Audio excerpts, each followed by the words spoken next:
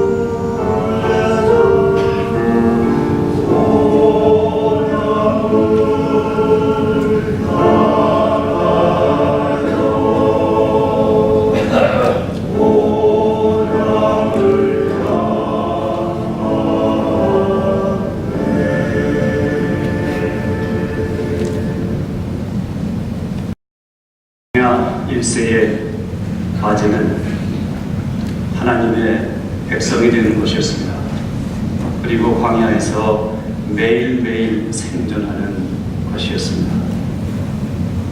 돌이 떡이 됐으면, 사막에서 샘이 넘쳤으면 간절히 소원했을 것입니다. 이민 1세의 과제도 마찬가지입니다. 하나님의 백성이 되기 위한 소원도 중요하지만 매일매일의 생존이 우리 이민 1세들의 과제입니다. 델러웨어 지역에서 목회할 때에 한 성도님을 신방을 했습니다. 한국에서 부부교사로 살던 그 가정이 다운타운에서 햄버거 가게를 하고 계셨습니다. 햄버거를 뒤집으면서 집사님이 말씀하셨습니다. 목사님, 내가 이걸 얼마나 더 뒤집어야 합니까? 이걸 얼마나 더 뒤집어야 합니까? 집사님께 말씀드렸습니다. 집사님, 햄버거 한 장 한 장 뒤집을 때마다 인생의 허물을 뒤집으십시오. 인생의 부조리를 뒤집으십시오. 한 장 한 장 햄버거를 뒤집을 때마다 집사님 자녀들의 미래가 세워집니다. 하루하루 생전에 뜨거운 눈물이 있었습니다. 하루하루 생전에 한숨이 있고 간절한 기도가 있었습니다. 광야의 순례의 길에 이민 1세의 삶에 한숨이 없을 수가 없습니다. 광야의 백성은 광야에서 쓰러졌지만 그들의 순례의 정신은, 언약의 인치심은 없어지지 않았습니다.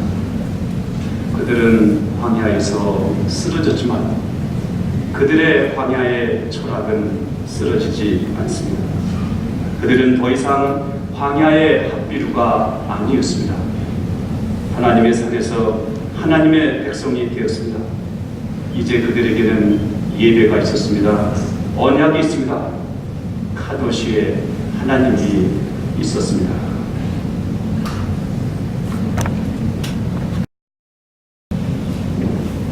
나 여호와가 의로 너를 불렀은즉 내가 내 손을 잡아 너를 보호하여 너를 세워 백성의 언약과 이방의 빛이 되리라는 말씀을 기억하며 하나님 성호를 찬양합니다.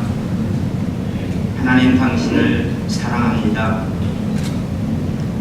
무지하고 어리석어서 하나님의 구원의 역사를 깨닫지 못하고 생명 사랑을 실천하지 못하며 끝없는 욕심으로 세상의 어둠 속에 묻혀버린 우리의 영혼을 불쌍히 여기시고 자비와 긍휼을 베풀어 주시옵소서.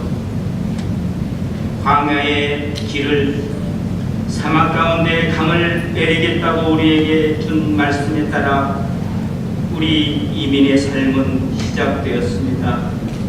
외로운 싸움을 싸우면서 밤낮 열심으로 일했으나 삶은 힘겹고 앞이 캄캄해 보이지 않아 우리의 절망은 깃어졌고 우리의 소망은 멀어지고 깨어지는 듯한 아픔으로 오랜 시간을 기다렸습니다.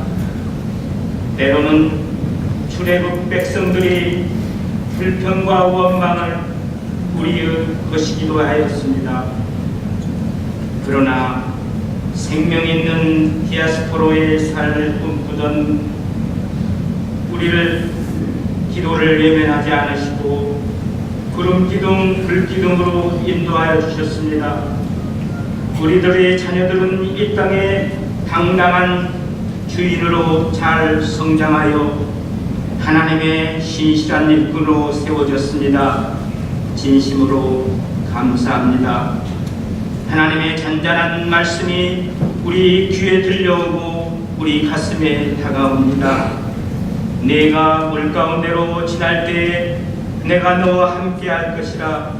강을 건널 때에 물이 너를 침몰하지 못할 것이며 내가 불 가운데 지날 때에 타지도 아니할 것이요 불꽃이 너를 사르지도 못하리니 두려워 말라. 내가 너와 함께하여 네 자손을 지켜주리라. 사랑과 자비와 은혜의 하나님, 나를 세우고 지켜가는데 부족함이 없었다 해도 부서진 나쁜 영혼들을 바라보지 못하고 상하고 통회하는 마음으로 기도하지 못했음을 자복하오니 우리의 심령을 긍휼히 여겨 주시옵소서. 신실한 하나님의 마음을 갖도록 우리 모두를 인도하여 주시옵소서. 지구촌 곳곳에 마실 물이 없고 먹을 음식이 없어서 병들고 치료할 수 없어서 그냥 죽어가는 생명들이 있음을 봅니다. 분쟁과 싸움으로 폐허가 된 땅에 하나님의 사랑이 미치지 못한 곳이 있습니다. 밝아진 우리 조국 땅에도 거짓되고 악한 자들의 탐욕으로 수많은 꽃같은 선한 생명들이 죽음을 당하고 악의 장막으로 가리워진 북한 땅에도 하나님을 예배할 수도 없으니 저들을 어찌하오리까? 언제쯤이 옵니까? 어떤 방법이 우리에게 있습니까? 우리에게 지경을 넓히는 지혜를 주시옵소서. 먼저 축복받은 우리에게 꿈을 주시옵소서. 요단 저쪽 아름다운 땅, 아름다운 산 레바논을 보게 해달라고 간청했던 모세의 간구를 물리치시고 그가 모압 땅에 묻히게 했던 여호와 하나님의 뜻을 헤아리며 우리의 욕심을 내려놓게 하시옵소서. 우리의 작은 성취도, 우리의 허탈한 자랑도, 우리의 모든 계획까지도 여호와께 맡기게 하시고 다만 순종으로 하나님을 만나게 하시옵소서. 이 소중한 지도자 대회를 통해서 서로를 풍성히 나눌 수 있게 하시고 나를 돌아보고 우리를 성찰하면서 메타교회를 향한 크고 장대한 행진이 이루어지도록 우리 모두를 축복하시고 인도하여 주시옵소서. 우리 주님 예수님의 거룩하신 이름으로 간절히 기도하옵나이다. Amen.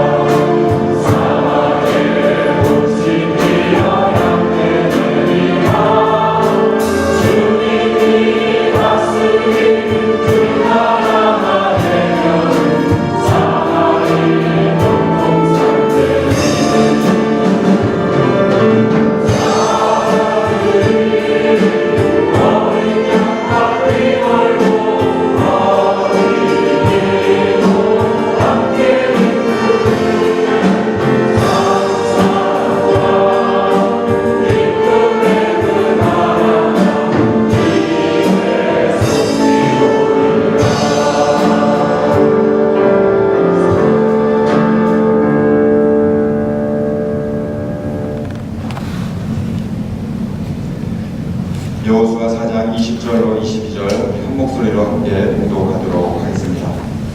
여호수아가 그들에서 가져 그 열매를 그들과 지내고 백성의 자손에게 말하되 너희의 너희 자손들이 그의 아버지의 그들을 이 노릇은 무슨 뜻이니까 하거든 너희는 너희 자손에게 알게 이스라엘이 많은 땅을 밟고 이 나라를 건너서자.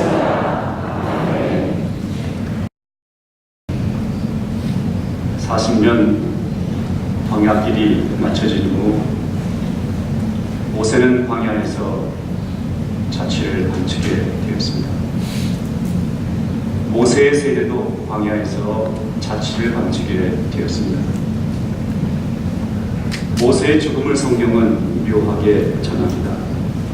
그의 묘를 아는 자가 없었다는 것입니다. 유대인의 전설에 이러한 이야기가 있습니다. 가나안 땅을 들어가기 원했던 모세는 그 땅을 너무나 사모하기에 하나님과 대화를 시작합니다. 하나님, 내가 정녕 그 땅을 들어가지 못하는 것입니까? 들어가지 못한다. 그렇다면 나로 하여금 새가 되게 해주셔서 그 땅에 하늘을 잠시라도 날게 해 주시옵소서. 안 된다. 그렇다면 짐승이 돼서라도 그 땅을 밟으면 안 되겠습니까? 안 된다. 바람이 되어서 그 땅을 스치면 안 되겠습니까? 안 된다. 안개가 되어 그 땅에 내리면 안 되겠습니까? 안 된다. 유대인들의 전설에 의하면 지금도 모세는 하나님과 대화를 하고 있다고 합니다. 그래서 모세를 묻은 것을 아무도 알지를 못한다는 것입니다. 모세와 모세의 세대들은 가나안 땅에 들어가지 못했습니다. 그러나 여호수아와 여호수아의 세대는 가나안 땅을 들어갈 수 있었습니다. 모세의 세대는 홍해바다를 건넜지만 이제 여호수아의 세대는 요단강을 건너가게 됩니다. 요단강이 끊겼습니다. 마른 땅과 같이 그 강을 건너갑니다. 12돌 제단을 그 강에 쌓았습니다. 그 앞에 이제 다음 세대의 기도가 바쳐집니다.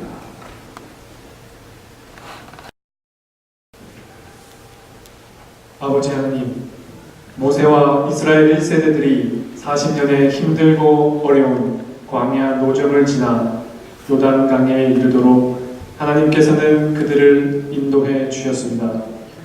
그 가운데 하나님의 전능하심을 체험하게 하셨고 또한 하나님의 백성이 되게 하는 율법, 곧 하나님의 말씀을 허락해 주셨습니다. 언약의 백성이 되게 해 주셨습니다. 이제 약속의 땅 가나안을 앞에 두고 여호수아와 이스라엘 2세대들에게 하나님께서는 자신을 다시 보여주셨습니다. 홍해를 가르신 것처럼 요단강을 가르시고 하나님의 언약궤와 함께 그들로 마른 땅을 건너게 하셨습니다. 그리고 그 요단강 바닥에서 12돌을 취하여 기념하게 하심으로 다음 세대에게 하나님의 은혜를 잊지 않고 하나님의 행하신 일을 알게 하려 하셨습니다. 모세로부터 여호수아에게로 믿음을 계승하게 하신 하나님, 당신은 이민 1세의 하나님이시자 이민 2세의 하나님이십니다. 광야 40년을 인도하신 하나님께서 또한 우리의 미래를 인도하실 줄 믿습니다. 이민교회의 2세대, 3세대를 포용하는 교회들이 되게 하옵소서. 오늘 여기 전국 지도자대회로 모인 주의 백성들이 한마음으로 예배드리며 간구합니다.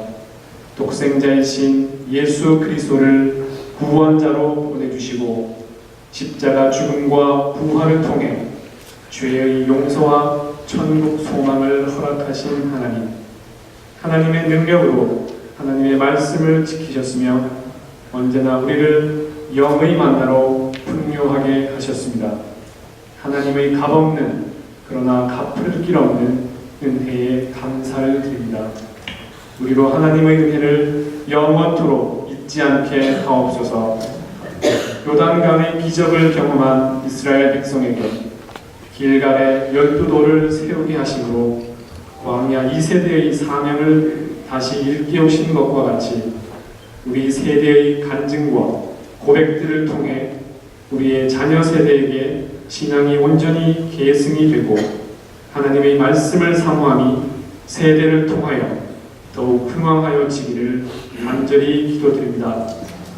내가 거룩하니 너희도 거룩하라고 하신 하나님, 매일의 일상 속에서 우리가 하나님을 더 알아가고 더 사랑하며 더 많이 닮아가는 거룩의 삶을 살아가기를 바라오며 예수 그리스도 이름으로 기도드립니다.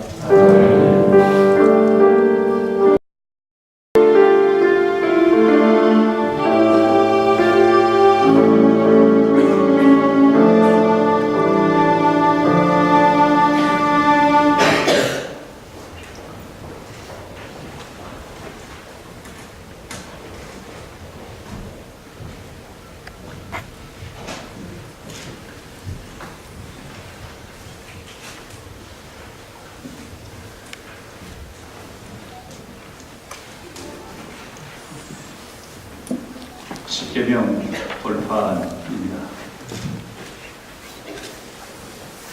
광야의 이세와 광야의 이세를 연결하는 것은 제사장에 의해서 들러매어진 법궤밖에 없었습니다. 이 법궤는 광야 40년 하나님을 만난 흔적이었습니다. 이 법궤 안에는 3가지 성물이 들어가 있었습니다. 첫 번째가 율법 돌판이었습니다. 2 돌판이 들어가 있었습니다. 이것은 광야의 1세가 다 광야에서 죽었지만 광야의 2세에게 넘겨주는 종교적인 원칙, 예배의 원칙입니다.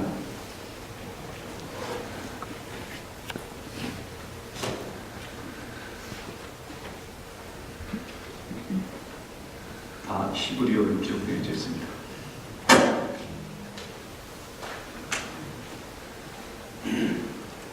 두 번째 법궤 안에는 만나마리가 들어가 있었습니다. 하나님의 음식을 먹으라는 것입니다. 그리고 나누라는 음식이었습니다. 모든 것이 하나님께로 오는 것이고 모든 것은 나누어야 한다는 경제적인 원칙을 광야의 1세는 광야 2세에게 넘겨주게 되었습니다.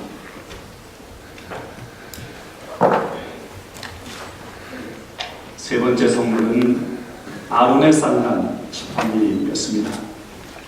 광야의 1세가 다스림이 무엇인가, 정치가 무엇인가, 권력이 무엇인가를 아론의 쌍난 지팡이를 통해서 정치적인 원칙으로 이제 이민 2세에게, 광야 2세에게 넘겨주게 되었습니다.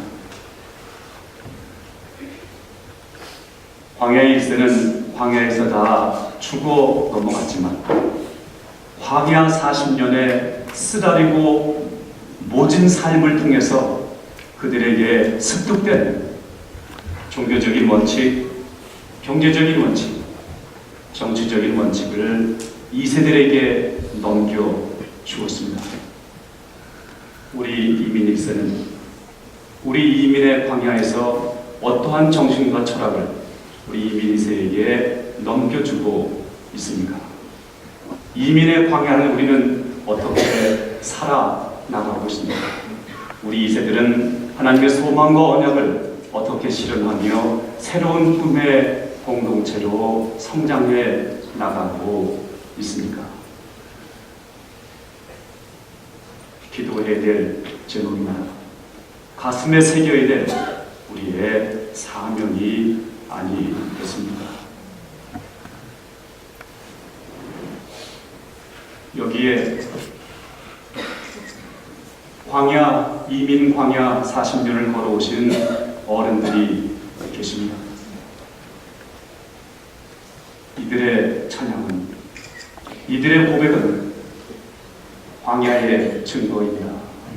목마름이 있었지만, 메마름이 있었지만, 아픔이 있었지만, 모든 부조리와 허물을 이기신 광야의 한 걸음 한 걸음을 굳굳하게 걸어오신 용기 있는 우리의 믿음의 선배, 삶의 선배이십니다. 이제 이분의 고백을 들어보십시오. 이분의 찬양을 들으시며 광야를 이겨낸 증거를 가슴으로 받으시기